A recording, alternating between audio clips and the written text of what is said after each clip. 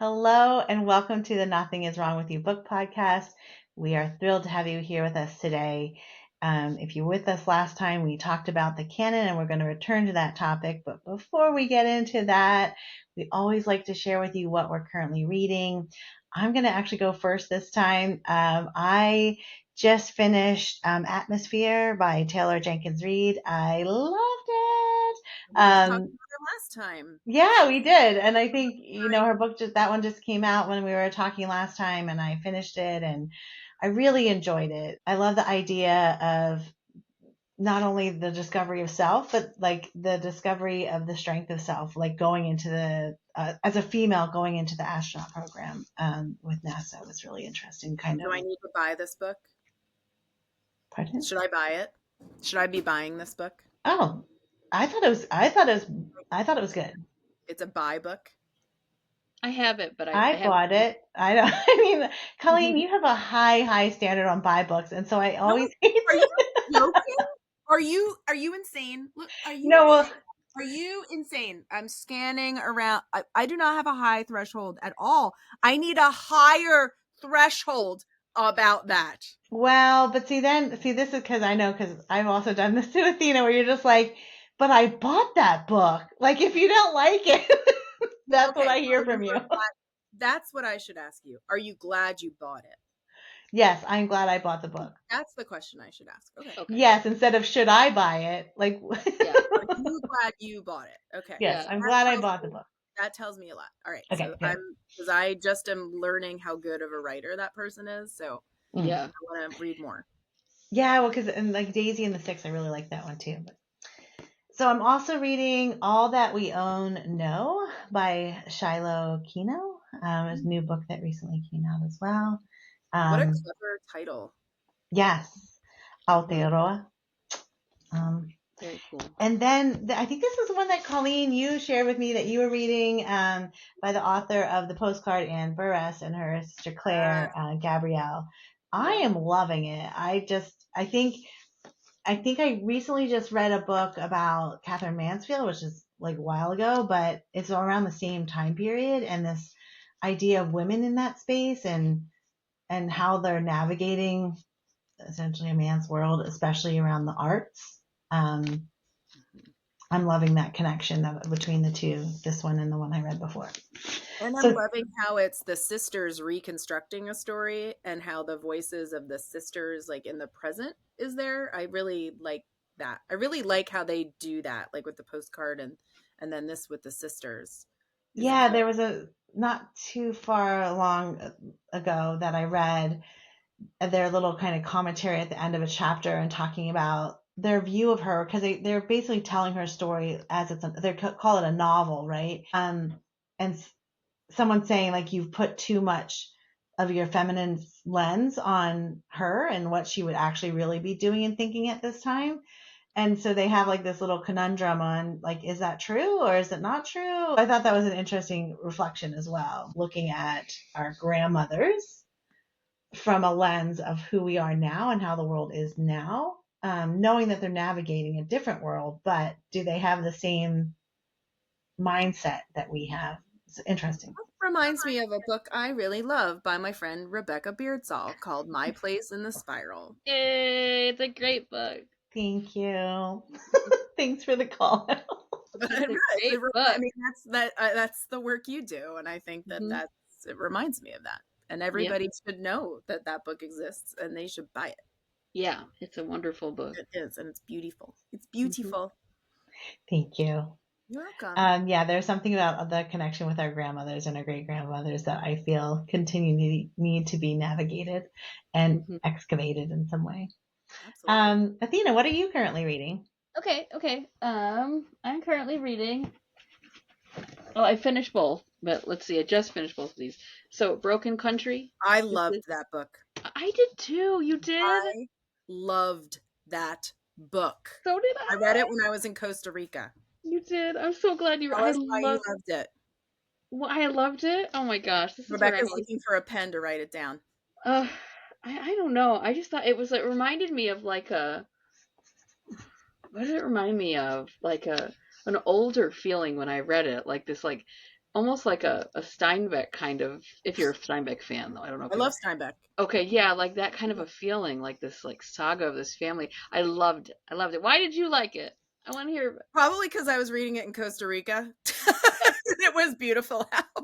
I love No, it. I mean, I thank God I brought I got that from the library, and I didn't. Yeah. Thank God I brought another book because I was done with that within 3 days of my trip. I would Yep. just sit outside and read it, and I loved all the characters. I love how she moved us through the plot, and I loved that it was like about love and different Yeah. ways love looks and Right. different ways that love plays in our lives. And Yeah. I just seeing that cover is visceral to me. Yep. I had no idea I was going to like it as much as I did. I Yep. kind of was like, oh, I probably should grab another book to take to on this trip, and started that and couldn't put it down. I loved it too. And the other one I loved that I finished recently was this one, The Family Matter by Claire Lynch. This was. Have you read this, Rebecca? I have it on my list. I saw it in the Chuckanut Reader, and I was like, oh, it's on my list. I thought there was a toilet on the cover. What is Oh. it? Teacup. I love this. I love that, it's not ruining anything to say at the end. She talks about how everything from the courtroom scenes were taken from actual like transcripts that she found.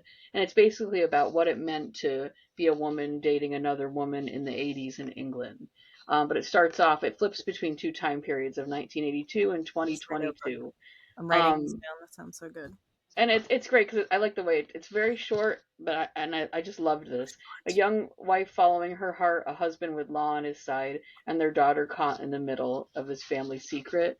And so the daughter kind of doesn't understand what happened to their marriage, and just how terrifying it was to go through that during that time in the 80s, when they so easily could say, you're not fit to be this mother anymore. But anyway, I loved it. I really like that one. Okay. Yeah, I just checked it. It was in my cart. I get off recording sessions and buy like 10 books every time. I know. I do too. I am the audience. I know. I need to. Yeah. I'm like, oh, I have a whole list here. Yep. I literally get off and order books every time I hang up.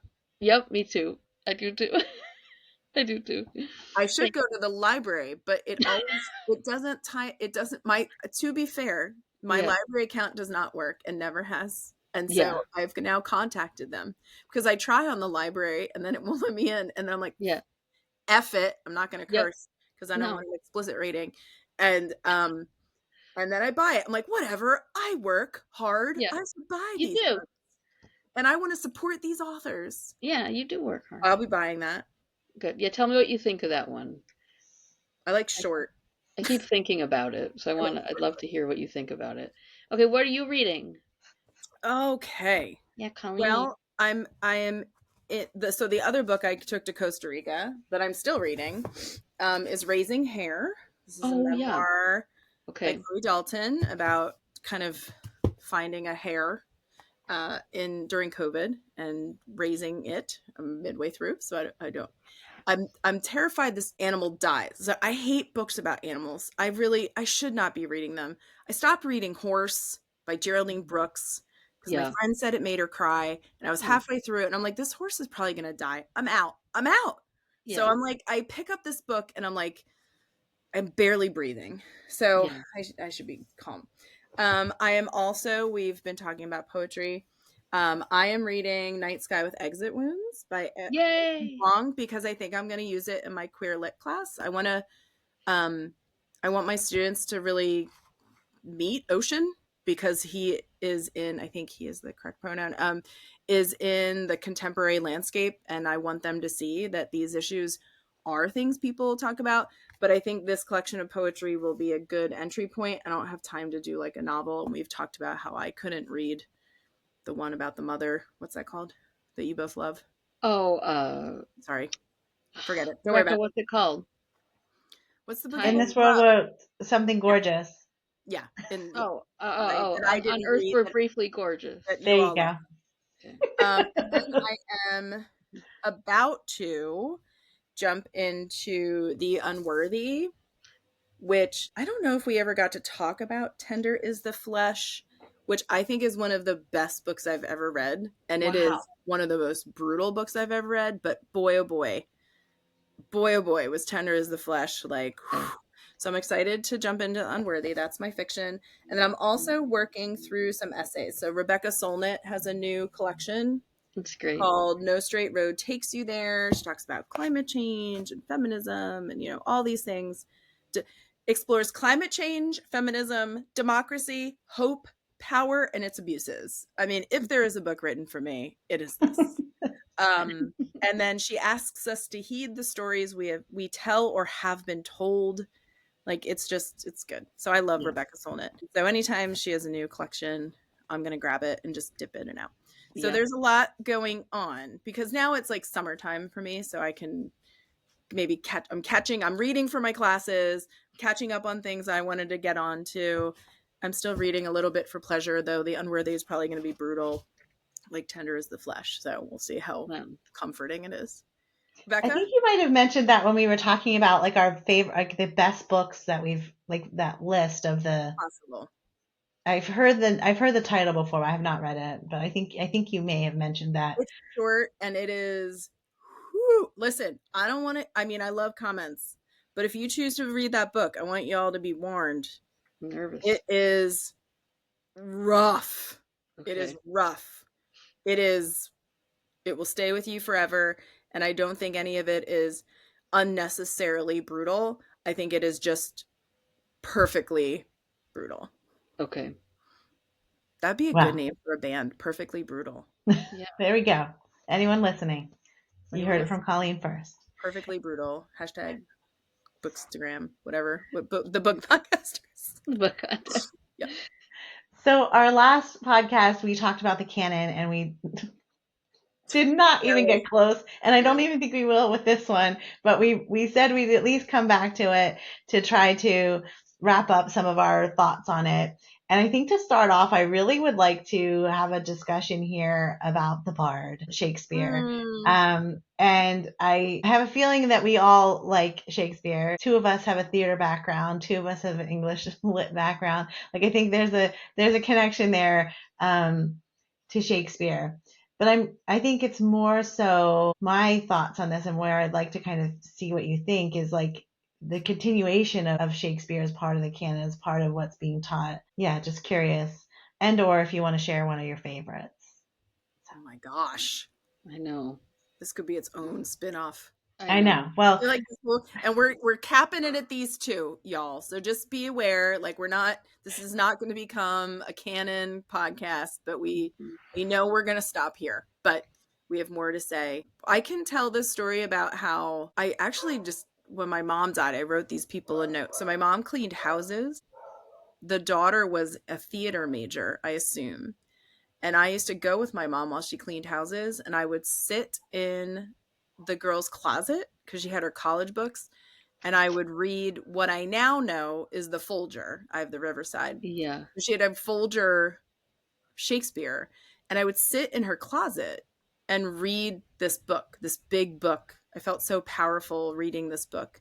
And after my mom died, I wrote to these people because they stayed in touch with our family, and I wrote to them and I told them this story about how much that meant to me, how their house created some access for me. This isn't coal miner's daughter, but like my parents did not go to college. Like they were, as I write in an essay, washed their hands with lava soap at the end of the day. Like that was, so Shakespeare was like a luxury.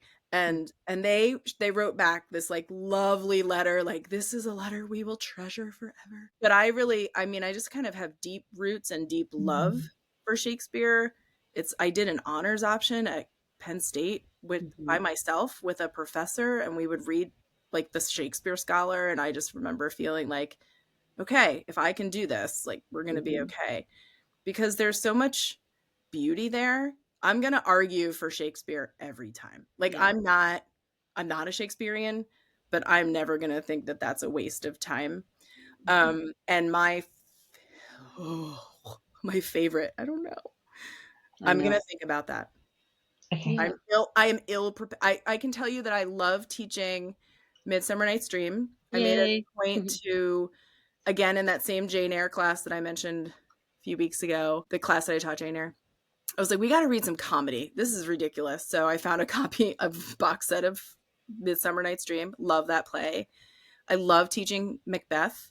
I used to teach that 6 times a day to every class and what it did. I love teaching Hamlet. I love when my kids I tutor have to do Shakespeare. I'm like, yes, because I don't get to spend time anymore. So I love teaching those plays, but I'm going to think a little bit more about what my favorite is. What about you, Athena? What is your kind of feeling, emotion, or? Well, always Shakespeare, always. You know what I mean? I agree. I'll always support Shakespeare. I think I had a mixed relationship with it early on because I was really always self-conscious of, not being well read and that I wouldn't understand it, as a young person. But I saw productions of it throughout high school that I loved. But I just always doubted myself that I could be understanding what was going on. You know what I mean? This is the problem with the canon, the shame. Right. Yeah, I felt like I don't really know what's going on, do I? Like I doubted myself all the time, even though I saw gorgeous productions of it throughout high school. And then I went to college and was a theater major, and so found it, again there. And then I just fell in love with it, and I ended up co-teaching the Shakespeare acting class in college, which was awesome with an amazing professor. Yay! Shout out to Susan. And then I co-directed As You Like It my senior year Wow, of college, which was great. As You Like It is so beautiful. Oh my gosh. Yeah. I still have my script of it with all my marks over there because I loved it so much, and it was such a great experience where I first met my husband, which is wild. Wow, you have a deep relationship with art. Because he was building the set. He was working part-time at the college, and he built the set for As You Like It. And so I have a lot, but I just love so many of them. Macbeth is amazing. I never get tired of it. Oh my goodness. Do you know what I mean? There's so many layers to it. I can't even to say why I like it. I love it so much, But yeah, As You Like It and Midsummer. Oh my gosh, we named our cats after Midsummer. Like Are they Helena and Hermia? Well, no, we had Peter Quince and Francis Flute, but they were Pete and Licky casually. Okay. Yeah, and they're not with us anymore. But yeah, these animals are jerks when they leave us. I know. It was hard. What I think is so interesting that you and I both had a very kind of intimate and individual experience with somebody else that took us into under their wing, and connected to Shakespeare, and how it formed both of us. That's really curious to me how it gave us both some kind of confidence that maybe we felt like we belonged because we could understood that, or we knew how to show up. I love that both of our paths had that. I love that. Yeah. And 12th Night. Gosh. I was going to say, so favorite, forget it. I know. It's hard to say, Titus Andronicus. I know. Oh my God. Okay, I do have a favorite. I apologize. You do? Yeah, Cymbeline. Oh, wow. Which one? Cymbeline. Oh. That the PA Shakespeare Company did last year. Oh, wow. And I was like, we are going. I saw it at the Globe. And I just fell in love with it. And then we saw it there. And I love the songs. I just love it. I don't know. I don't know why. Beautiful. But Titus Andronicus too. I love the brutality of that. Maybe back to brutality, but I love the brutality of Titus. Yeah. I'm trying to think if there's anything I don't really. I don't love Julius Caesar. I'm not sure why we're teaching that. I think that's a hard sell to kids when there's so many better choices. Yeah. I'm not sure why. Why are we doing that? People, let's stop. Let's reevaluate and pick something they might want to actually read. Wasn't it Caesar though that they just did in London in this like black box theater? It's all women in a women's prison. Well, that I'm in for. That was amazing. Wow. We have not mentioned Othello. We have not mentioned Romeo and Juliet, although we didn't get to Rebecca yet because Athena and I are like nerding out. Yeah, go ahead, Rebecca. I'll look up this production. Let's see. What about you, Rebecca? Yeah, I think, well, so much. I love Shakespeare. We started with Romeo and Juliet in like 7th grade or whatever. And I've loved it from then on.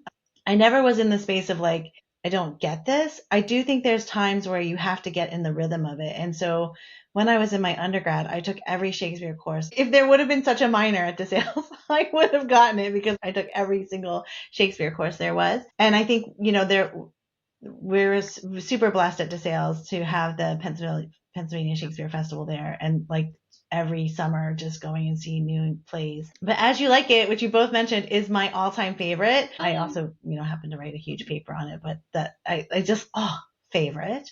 And Macbeth, and we talked earlier about like the retelling of stories, and Scotland, PA is one of my all-time favorite movies. Movie.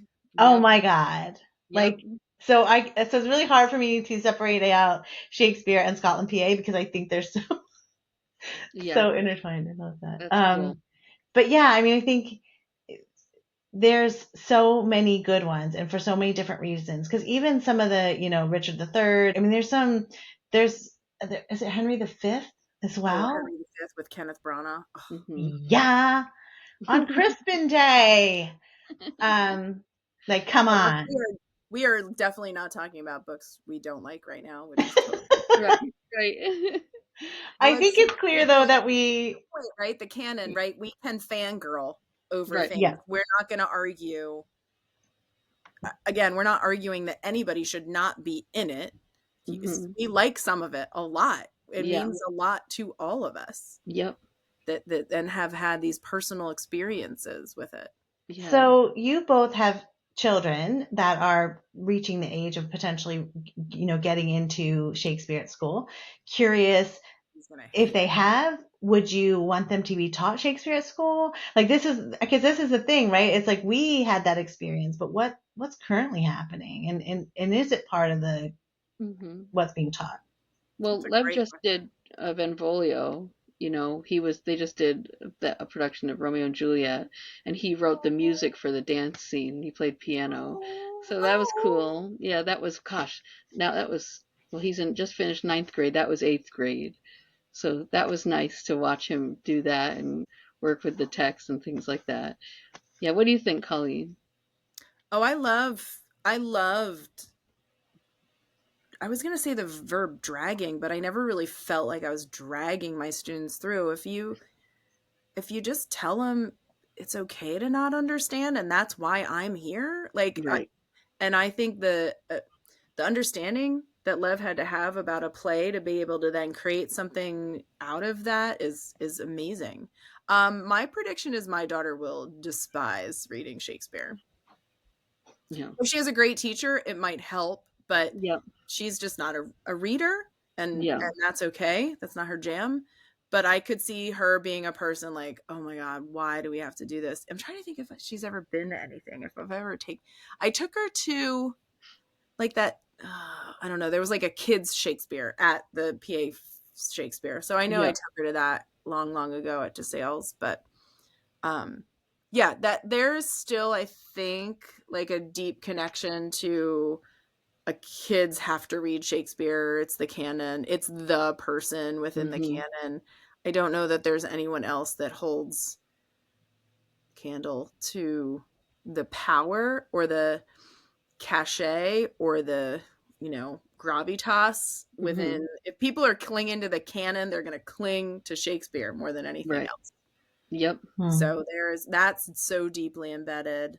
Again, I would think we should be rethinking what plays we're assigning or asking students to work through. I don't think I ever sent kids home to read Shakespeare on their own, unless they were maybe honors. That was definitely something we would always be reading aloud together. Well, there's so many ways to access it now. I did look it up. It was on PBS on Great Performances, but in London's Donmar Warehouse, it was Julius Caesar set in a women's prison. Yeah. And it's just amazing. It's really, really incredible. But I was trying to look up too, because I forget the name of the director at the Public Theater in New York City that's been doing all these really incredible interpretations of Shakespeare. Do you know what I'm talking about? I think I may have seen one. It was it Macbeth, and it was in Russia? Yeah, maybe that was it that I'm trying to, With darn it. I should know this. Star Trek, who has the bald Who was his Oh, name? Patrick Jean-Luc Student. Picard. Jean-Luc Picard. I'm pretty sure I saw. Well, now like Othello, right? Is it Othello that everybody's flocking there to see? Yep. Yep. People are. Oh, Jake Gyllenhaal. Oh, Jesus. Really? I would pay a lot of money to see Jake Gyllenhaal. Let's see. But yeah, continue. I'm just trying to find this. Yeah, Well, I think I feel like we've basically said yes, keep Shakespeare on the teaching list, or at least make sure you're going out there and going seeing some plays or some adaptations of them.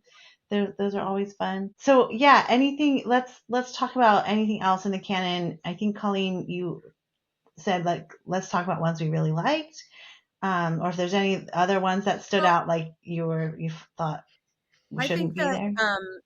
so I've written an article called Beyond Things Fall Apart, but I think Chinua Achebe's, and I'm holding it up, Things Fall Apart, is a book that does a lot of good work. If you're in the, nobody's really going to argue with me about Achebe being part of the canon. He is, you could think about like AP books, right? If you're in AP class, like what books people might want you to read. And Achebe is definitely there. If students have read a book from the continent of Africa, it's going to be Things Fall Apart. And I've written, like I said, something called Beyond Things Fall Apart. So now, okay, so here's the canonical book and there is value, but what can we then keep reading? Adichie. Mm-hmm. I don't remember who else I mentioned in there. Probably Fugard. But just, I think that I don't want people to think, at least from my perspective, that I dislike these books or I devalue the canon. I think I want to undo the shame of people feeling like they're not enough if they didn't like a book from it, or if they didn't understand it. Because there are plenty of books I read that I didn't like. I just read Don Quixote for the first time last year, for an example of canon. But also the tenacious grip it has on what we are asking kids to read, what we expect kids to read. So maybe this isn't even about books necessarily and the things that we would like to kind of undo and demystify, but about the concept or a structure. Yeah. Mm-hmm. The structure of this is something that I'm deeply concerned about its hold on. Yeah. Why is this not charging? Sorry. And I think we mentioned this last time. I feel for me, so much of it is missing Indigenous voices in that space. It wasn't until much later in my academic career that even some of those things were introduced in our classes. Like you're thinking like, whoa, we should have been like talking about this ages ago. Is there anything? I'm going through my brain trying to think if there's been kind of the token, and that's how I feel about the Achebe, like kind of the token African novel. Like there really isn't. Oh, Ceremony. Duh. Yeah, I have it. Leslie Marmon Silko's Ceremony is like the kind of one. My friend Amanda Morris, who is an Indigenous rhetoric scholar, asking her about Ceremony and her head like explodes. Not that it's a bad book. Again, it's just the assumption that you've read this one thing that the canon has decided is canonical and now you know all the things, as opposed to this is where we start and now we keep going. Right. Yeah. That's a great way to put that. Thanks, Colleen. That's what I'm here for. Yeah. It's like you're a teacher or something. It's almost like I spend my entire life thinking about this. But I do. What's one on your list? I know you brought show and tell. Like, is there one that we could talk about, that Rebecca, that mine are all gone. I can't believe you still have these. These are books that I would keep for 30 years. And finally I was like, why do I still have this book? And the crazy thing is, a lot these moved with me from most of them. Gerbervilles. Yeah. Thomas Hardy. Yeah. Like, I don't know. I have my copy of Great Gatsby I keep for the last line because I love the last line. Take a picture of it and donate it. That's it. I thought that's it. I just love the last one about how they press on. You know what I mean? I like that. That's about it. Do you know what I mean? What else you got on that pile that we could Gulliver's Travels? I taught excerpts of that I thought were interesting, but I would never want to read that whole book. It was one that, like, as I was, so truth be told, as I was reading, it wasn't that bad, right? But I will never, ever, ever want to touch this again. Yeah. That's my thoughts on it. No. Even though I have traveled the country with this book, brought it with me, it is now leaving my library officially. I think that says something about us, though, and our confidence in our own reading and our own value and our own intellectual development and curiosity. Yep. That we can finally let go of those books. Yeah. But how long it has taken for us is really telling. Yep. And I'm also gonna bring this up, that because you both talked about liking Steinbeck, especially when we were talking about the other book. I did not even finish The Grapes of Wrath. This is one that I didn't read. I have it. I Haven't read read it. that. I did read that. I think I I might be confusing East of Eden. Oh, I loved East of Eden. Which I loved. Yeah, me with too. Grapes of Wrath. I've watched movies. Doesn't count. So I know the premise. I don't remember which one that is, but I don't have a problem with it. It's fine. I mean, I'm like, whatever. If I had to read it, I wouldn't die. But I would die if somebody made me read Frankenstein. And then we talked about Melville. I have this one too. Billy Budd. Did he write Bartleby the Scrivener? Melville? That sounds right. Yes. I read that short story. That's the first one in this book. Yeah. I read that short story and actually really loved it when I was working on the Norton. And I was like, I like this. I was pleasantly surprised that I liked this short story. So I can like some things, but I'm not. No. Again, because I didn't read everything in there. I read that one. I will just hold up. I read The Fiddler and The Lightning Rod Man. Moby Dick. I know.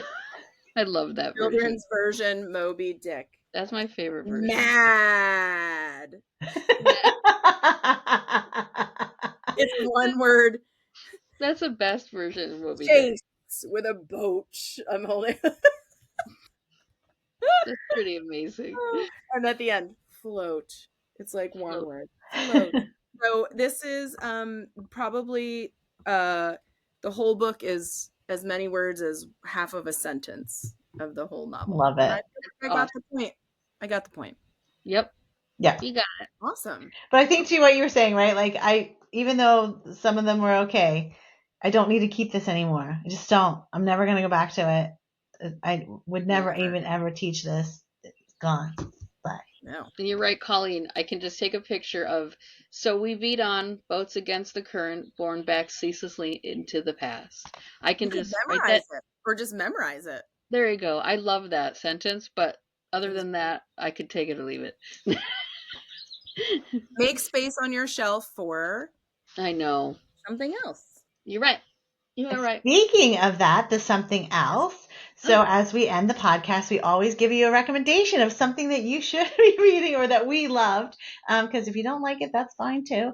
But we loved it. And so this is actually a recommendation of 4 books, essentially. So, but it is the Season series by Ali Smith. And I'm going to say here that it was Athena that mentioned it to me, and then got me sucked in. So I'll let you start, Athena, on like why you love Ali Smith. And I'm missing autumn.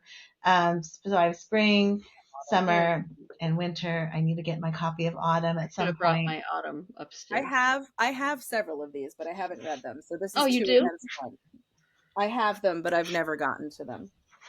So I listened to them, so that's why I don't have autumn. So I have finished autumn, but I also read them out of order. But let me hear from you, Athena. Let us hear from you of why you loved the Ali Smith season. Well, I found them, as many good things happen, through an amazing independent bookseller. I was in Anacortes, Washington, at their awesome independent bookstore. Not Pelican. That's the one down the street. Watermark. Help me, Rebecca. But it's great. Anyway, sorry. But they're wonderful. And I was in there and they have a favorites shelf of staff favorites. You know what I mean? And there was one staff shelf that I was like really drawn to that I just recently went back with a group of students and I was looking at her shelf again because it's always awesome. She's an editor as well, like they told me this time. But anyway, I was looking at the shelf and she had Allie Smith on there and I got to talking with a bookseller, not this person's favorite shelf, but just one of their sellers. And I was like, yeah, I love this and that and this. And I've always wanted to try Allie Smith, but I'm just like, nah, when I tried it before, it didn't quite work for me. And she goes, well, tell me about what you like. And I was describing books I like. And she's like, you would love it. You would love her work then. And I was like, okay. And the book on the shelf at that time was Companion Piece, which is supposed to be a companion book to the 4 in the seasons. So I read that first and I was like, oh my God, I love this. This is just exactly my type of book. I loved it so much. So thank you, independent booksellers. I loved Companion Piece.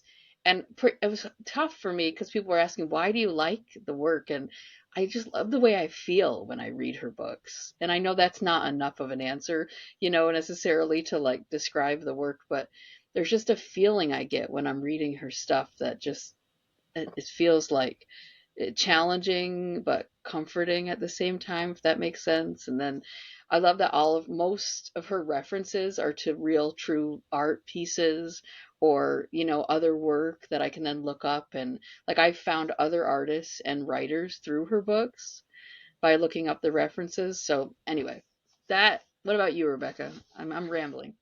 Yeah, I mean, I think that's true. There's the introduction and how she weaves in like the artwork, the people like working on films, as well as history, as well as, right, like even current day events. Like a lot of this goes into Brexit, talks about COVID, right? Like talks about some other stuff, like internment camps during World War II. I think it was like there's like it brings in details of history and weaving in art and art and like cultural critical things happening at the same time. But it's super witty.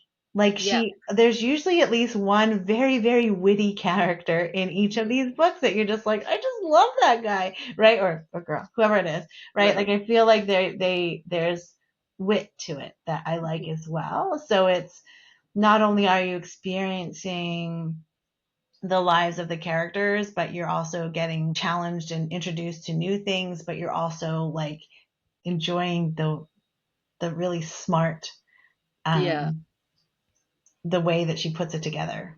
Yep. So I read this out of order, which is classic Rebecca. I was just like, okay, autumn first. I'll just start there, and then I'll go to spring, and then I'll read summer, and then I'll go to winter. That's exactly the order that I went in. And so they're linked, right? There's somewhat linked, but not fully. Like at some point, you're like, they'll mention a character will mention like his daughter, and you're like, oh, that's that character in that other book, right? Like you're like, whoa, super cool. But so you don't have to read them in order. But I think you might get some of those connections a little bit faster if you read them in order, is my only thought on that. And I'm going to plug this because I always plug this, but I love how she deals with time. I love that we weave in and out of time. There's a character in Summer that is, working like through dementia and not quite understanding time. And so so there's also that movement. Right. But then there's like the real presence of when this young boy comes into the room and he's like, oh, my sister, you're back, right? And this like, but you're in a boy's form. Like, I don't understand. There was moments like that I just love. And they were just delightful.